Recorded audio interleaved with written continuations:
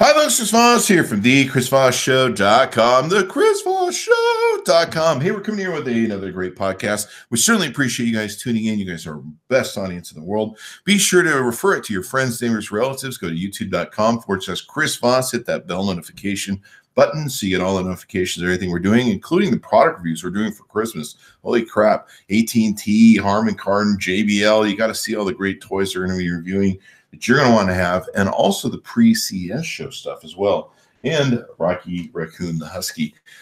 We have, of course, always the best guests on the Chris Voss Show. Today we have the author of the book, It Starts With You, Turn Your Goals into Success, Fred Stuvek Jr. Welcome to the show, Fred. How are you today? I'm doing good, Chris. Thank you for having me on. It's a pleasure.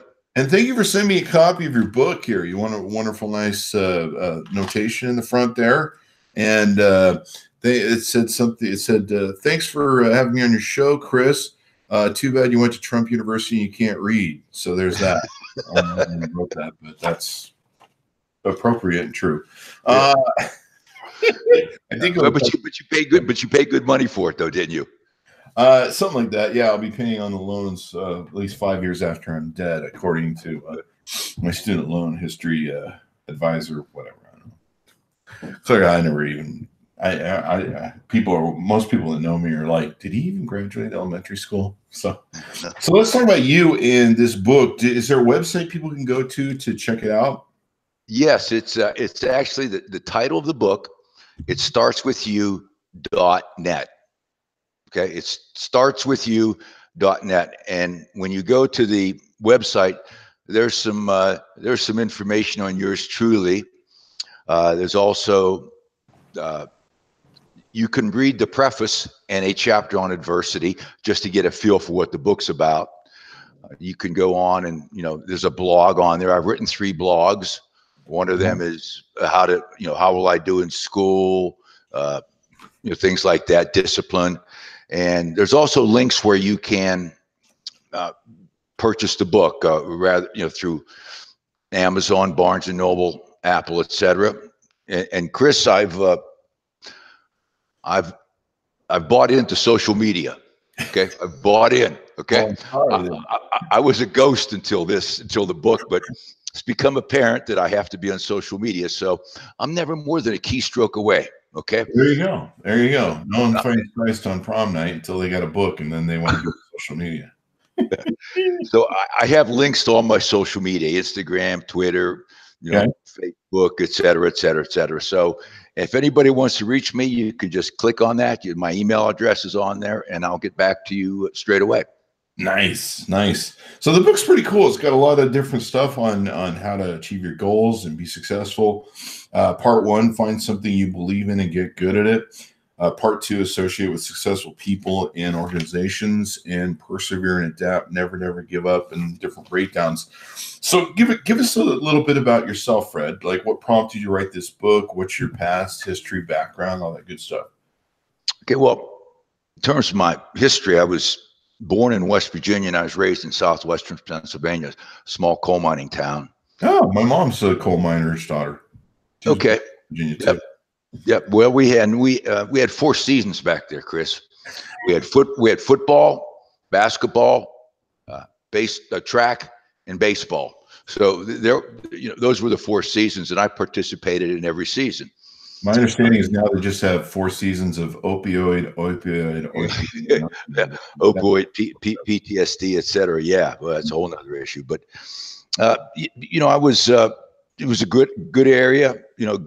Good people, good values, good work ethic, and I felt fortunate to grow up there. I played a lot of sports, and I was offered scholarships to a number of colleges and universities, and I went on a visit to the Naval Academy, and it just kind of resonated with me. I liked the discipline, the commitment, the sense of duty, ability to serve my country. And I just thought to myself, that's going to make me a better person. So I decided to go there.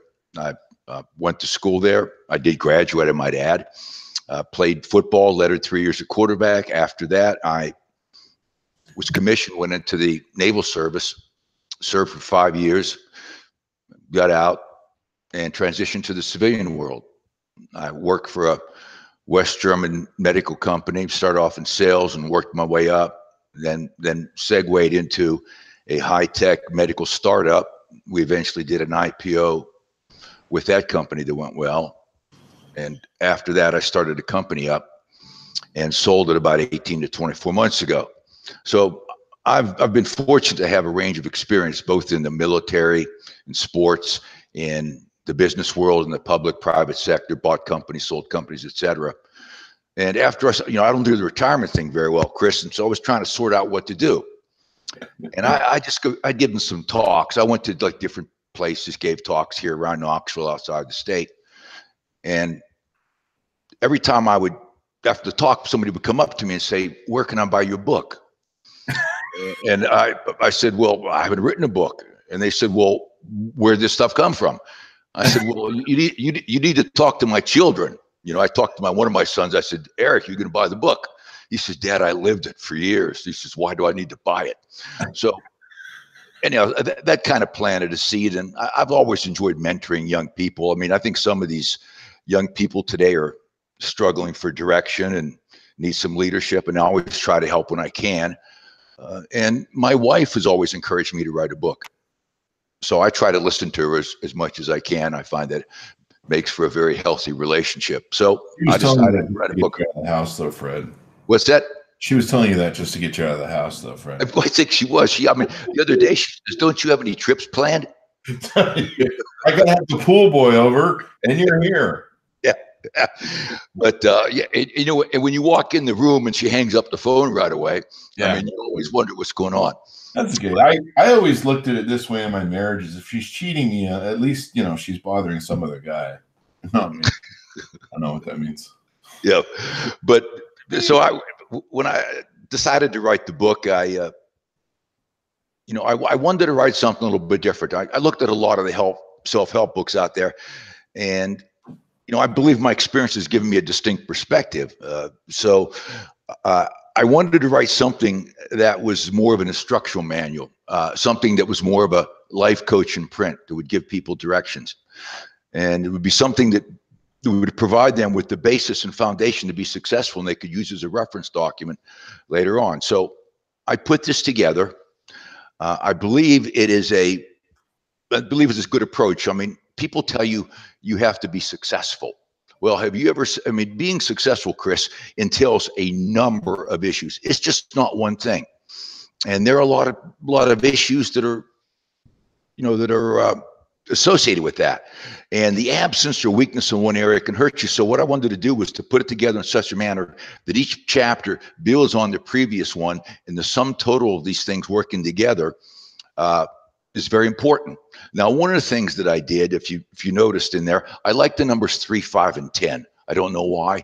I just like them. And so if you look in the book, well, when you did look at the book, you'll see that I focused on, for example, on adversity. Mm-hmm. What is adversity? Why is it important? And how do you do something about it? And I get into specific steps. I talk about discipline, how to build discipline, how to build self-confidence. So I wanted to give people the instructions to provide a sense of direction so they could be successful, and they could use it later on, throughout their career. I was the other day, I was at the club working out, and a young lady came up to me and she said, "I loved your book." She said, I'm in sales. I carry it with me wherever I go. Anytime I have a little extra time, I'm going into a sales call or something, I take out the section that I'm most interested in. I read it. I refresh it. And now some of this, Chris, this stuff isn't rocket science, what I've written down. It's basic stuff.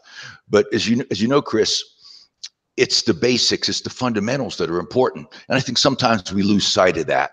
So you need to constantly remind yourself and refresh those things. So that's why I wrote the book. And, I got to get the word out now, Chris. You have to see it, read it, buy it, download it, use it, all that sort of stuff. It's a great motivational book. And I like how it gives good core steps as to how people can be successful and how they can manage it. Now that you mention it, I do notice there's 3 parts to it with 5 different sort of chapters per part. So there's 5, and it only has 10 pages. So I guess that explains. No, I'm just kidding. It's got It's actually quite long. It's actually, to be specific, since I threw it in the bus, there are 195 pages. So, where's the 10? Is the 10 in the book somewhere that we 3, 5, 10? Yep. If you look at some of the traits that I list for leadership or something like that, there may be 10 traits listed. There we go. There we go. 3, 5, and 10, folks. 3, 5, and 10. Yeah. I think they're good numbers. How to be successful with the numbers 3, 5, and 10 in numerology. No, I don't know if it'll work at the casino, Chris. But there you go. You can try it. And everybody I know who's a gambler in Las Vegas has a system that wins. Well, if it was a system, they would from you because they used all their money on that system to make that system work. Well, if it was if the system worked, they wouldn't call it gambling, I guess. Well, right? I mean, you know, I when you walk into those casino halls here in Las Vegas, you look around, you look like I'm pretty sure the house is winning most of the time. Yeah. I'd be a jack on the side of the road, and they'd be like, I don't know why we keep losing.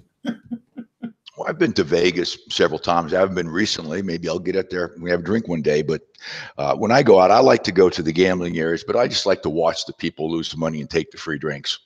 There you go. There you go. I had someone a long time. You know, it used to be they gave you decent drinks in Las Vegas, but we digress. So you've got the book, and this is pretty awesome. Turn Your Goals into Success. You talk about how to reach life's pinnacle points, peak performance, personal achievement, professional success, and distinction. And you give them a roadmap to take and do that. The power to create anything you envision is already within you, but you already know that. And so you give them a way to shift out of potential mode, chart the course, and go, especially where you've had success in your life and everything else. So yeah, a great book on what you can do, and looks like you had an MBA at one point. Mm-hmm. Yeah, I went to night school and got an MBA. I just want to get that box checked because I was convinced that at some point in my life I might be up for a certain position, promotion, and there would be a box that have to be checked. And actually, that's what happened. Sometimes I wonder what would have happened if that box had not been checked. But a lot of people don't realize that, especially these days, they want instant gratification on everything, and they think that they can have instant gratification on being an entrepreneur or being getting a good job and getting paid well. It just doesn't happen overnight. You can't just be like, oh, I want to be an entrepreneur today. Where's my $1 million? You know, there's a lot of work, preparation that goes into it. I always love it. People will do that to me in social media. They'll be like, how do I become successful in marketing myself in social media?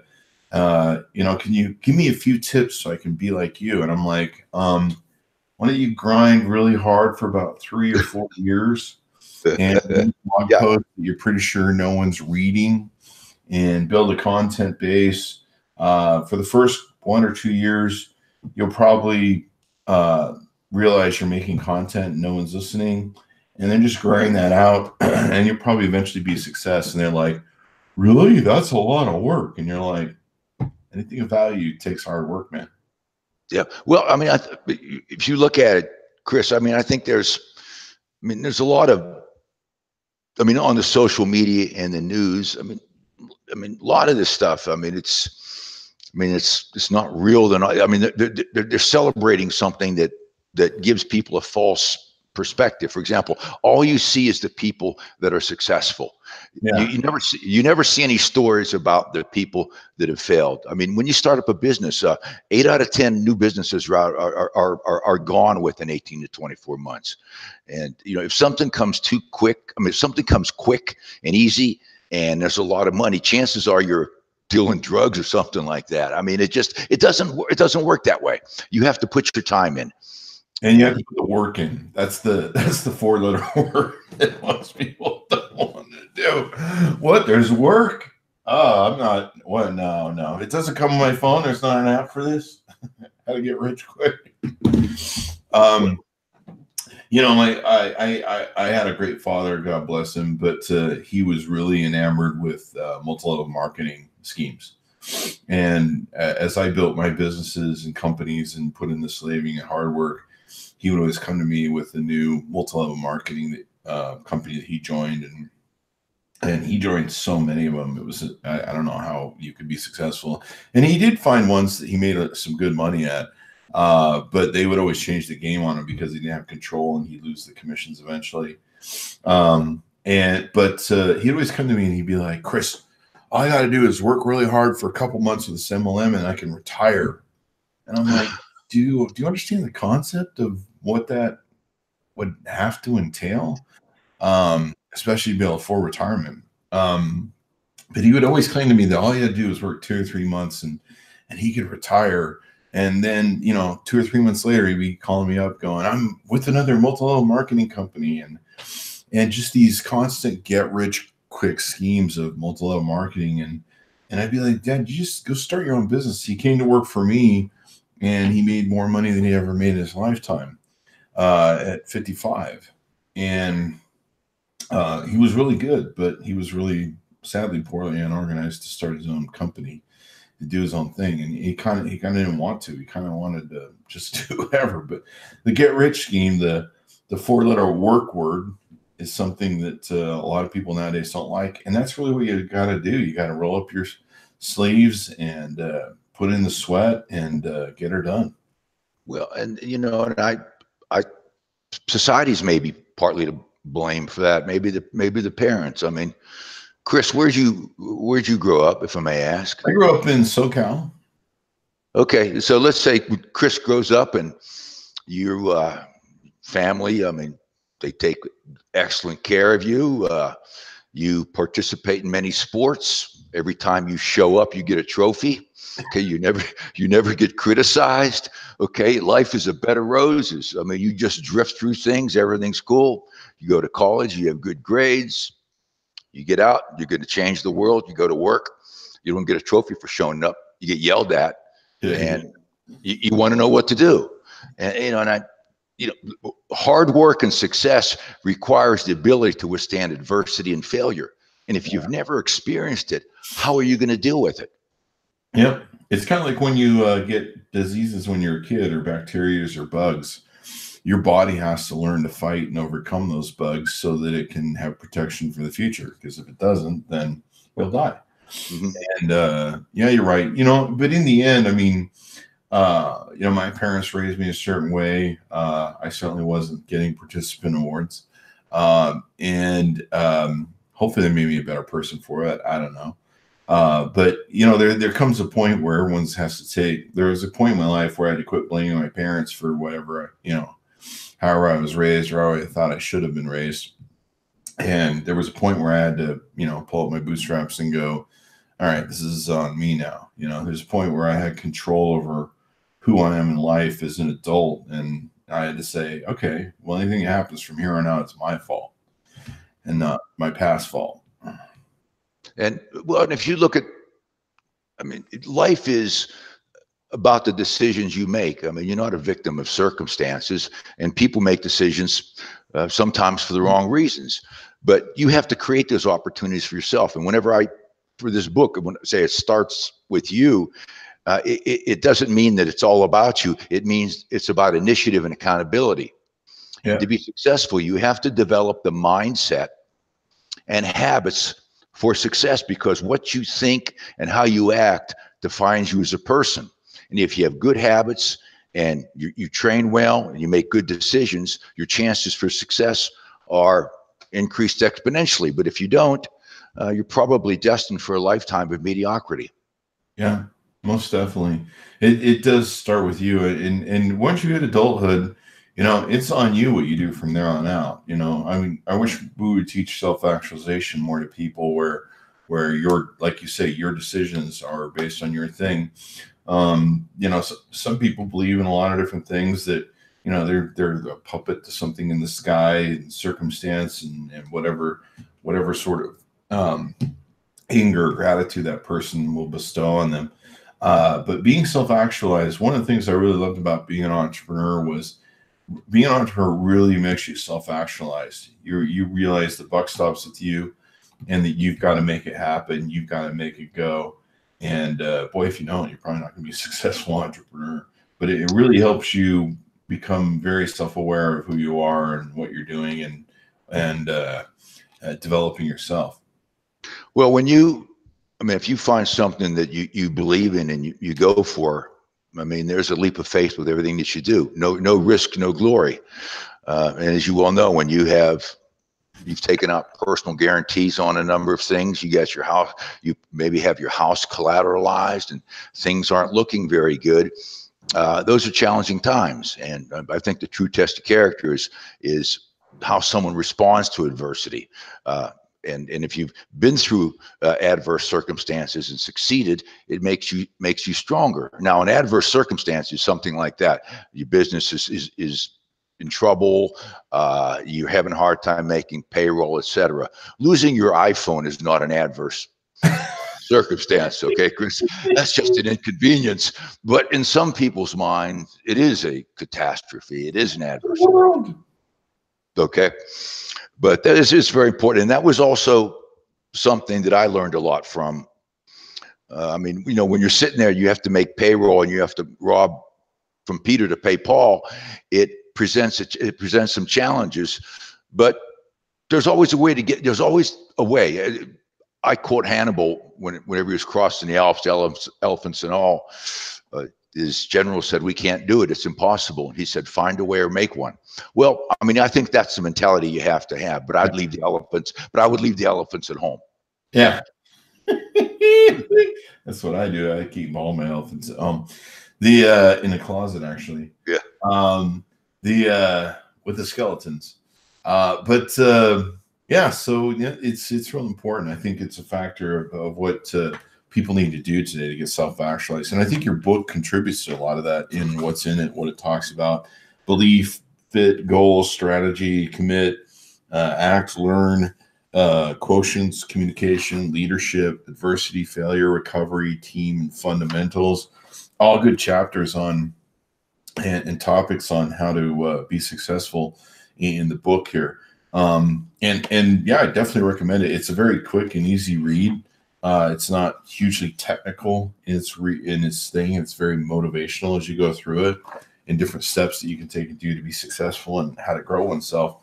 And being self-actualized, preparing, if you will, like you did with the MBA, where you prepare for success. That's very important. And so, I had a friend say to me the other day, I was trying to help him through some stuff, and he kept failing at it. And I said, if you do some research and you read some stuff and watch some of these videos, you can probably learn how to do this better. And he goes, "Well, I don't want to do that because it takes too much time, and I don't want to waste my time." And I'm like, "But you're wasting all your time. Yeah. You've done enough study and research on how to be successful." So, but one of the things that I did, I like to look at examples, lessons learned and all that. And so when I decided to write a book, the first place I went was, what mistakes do first-time authors make? That's important. That's how you learn from your mistakes. And I was trying to take advantage of other people's mistakes and what they've learned to help prevent making, those same mistakes. And, I think that has helped me. But, one of the things that's very important, Chris, is the first chapter of my book. And I think a lot of people lose sight of that. You really have to believe. I talk about belief. You have to believe in yourself and have confidence in yourself. If you don't have confidence in yourself, who's going to believe in you? And they're going to pick up on that vibe. And then the other thing is, you have to have confidence in, or you have to believe in what you're doing, because when things get tight, it's that strong belief that's going to enable you to weather the storm. And it also has to be a good fit. For example, if you're an introvert and you're in a sales position, well, you either adapt, get trained, or do something else. And, companies also need to be more responsible in terms of matching the right person to the right job.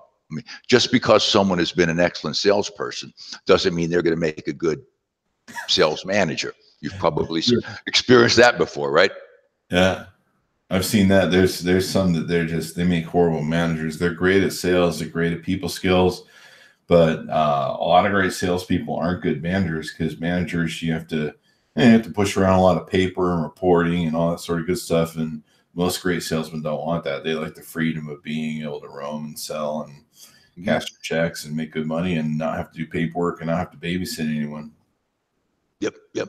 It's also too when when you get into a certain position, whether it's in the military or whether it's into the civilian world, there's a difference if you're in a position of authority or responsibility, whatever you want to call it. But there's a difference between, and I mentioned this in the book, positional authority and personal authority. And if you rule strictly by your position without doing the attendant things that you need to do, for example, conveying, why are we doing this? Why is it important? How do you, how do you contribute? Things like that. So, I mean, at the end of the day, I think the personal authority is more important, and more importantly, it's transportable. You can transfer it anywhere. You can take it anywhere with you, but you can't take your title with you. Yeah, you can't. And you can't take it to your grave either. No. And any title I ever had is usually CEO and janitor. So it doesn't seem however big my company is, there it is. So anything more we should know, Fred, about you and your book you want to share with us? Well, I believe that, who's the target audience for this book? I would say that anybody at any stage in their career can benefit from the principles and the attributes that I've listed in this book. But I think it's especially important for young people, for young adults who are starting out. It might give them a better idea in terms of what they need to do and how they need to hone in on their career path and what they should choose. And you need to make decisions for the right reasons, not for the wrong reasons. Sometimes people make decisions because they want to avoid something. Okay, they avoid it because they're fearful or they're going to get uncomfortable, whatever.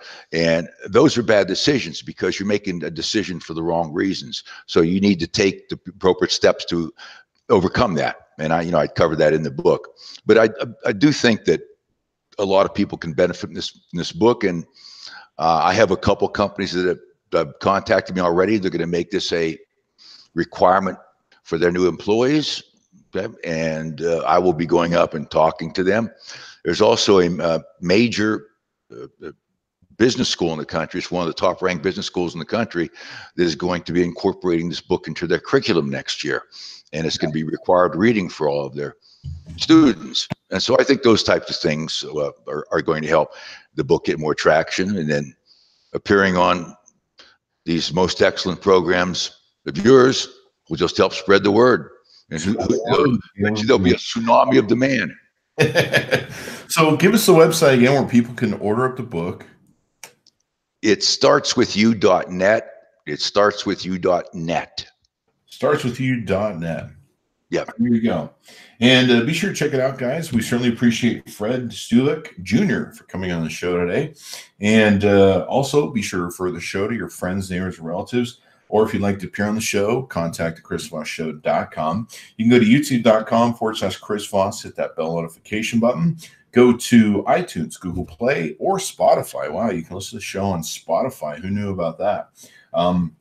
So be sure to check that out. Subscribe to the show. Tell your friends to subscribe to the show. And we certainly appreciate you guys. You guys are a wonderful audience, and we certainly appreciate you guys coming by. Thanks, and we'll see you next time. Okay.